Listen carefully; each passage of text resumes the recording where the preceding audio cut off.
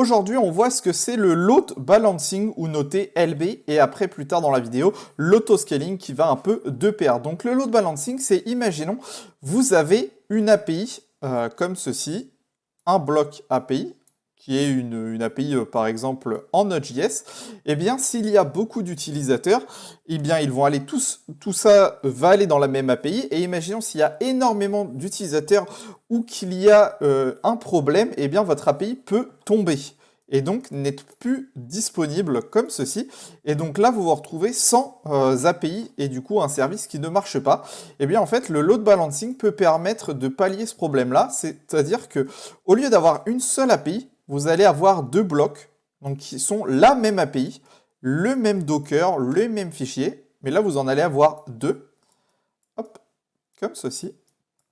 Et quand il y a une personne qui vient, eh bien le load balancer, qui est un bloc juste au-dessus, en fait, la personne va questionner le load balancer et le load balancer va rediriger vers la première API ou vers la deuxième, ce qui fait que vous pouvez avoir deux fois plus de trafic parce que dans le premier cas, quand il y a beaucoup de trafic, il y aura peut-être des lenteurs, et bien avec ce cas-là, vous avez deux fois plus de trafic de possible et en plus de ça, imaginons le load balancer de l'API 1 ne marche plus, et bien il pourra rediriger toutes les personnes vers le load balancer de l'API 2. Et du coup, ça fait que vous avez beaucoup plus de chances d'avoir un service qui marche et un service qui est nommé de high availability. Voilà comment marchent les load balancers. En plus de ça, vous vous demandez comment se fait la répartition. Eh bien, il y a plusieurs algorithmes. Il y a le round robin, RR, où en fait, c'est tout simplement, je mets 1 dans l'API 1, puis 2, puis 1, puis 2, puis 1, puis 2, puis 1, puis 2, comme ça. Après, il y a le less connection, où en fait, là, on va compter le nombre de connexions dans l'API 1, dans l'API 2, et on va essayer d'équilibrer pour qu'il y ait toujours à peu près le même nombre. Ensuite, il y a le less weight, comme ça, où en fait, c'est non pas sur la connexion, mais sur le CPU et la RAM que vous utilisez pour les deux API et on va essayer d'équilibrer la RAM et le CPI en redirigeant vers l'API qui a le moins de puissance utilisée. Voilà un peu les trois algorithmes connus. En plus, vous pouvez faire vos propres algorithmes si vous voulez, même si ce n'est pas forcément utile. Voilà.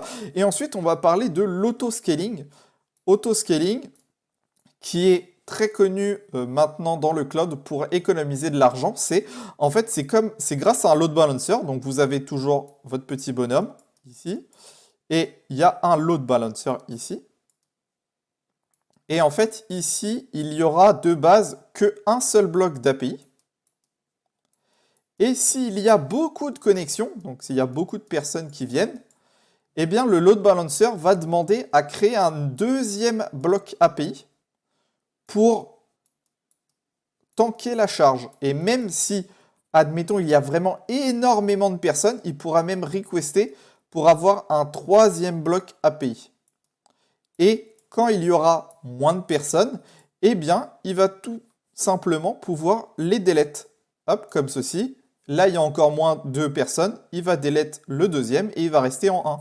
Par exemple, la journée, pendant votre site e-commerce, il y a plein de monde, vous avez 3 blocs. Par contre, la nuit, quand il n'y a personne, vous n'avez qu'un bloc. Et comme ça, vu qu'on paye à la consommation de ressources allouées, eh bien, on peut avoir une corrélation entre le nombre de clients et la ressource payée. Et du coup, économiser. Par exemple, la nuit, payer beaucoup moins cher que la journée.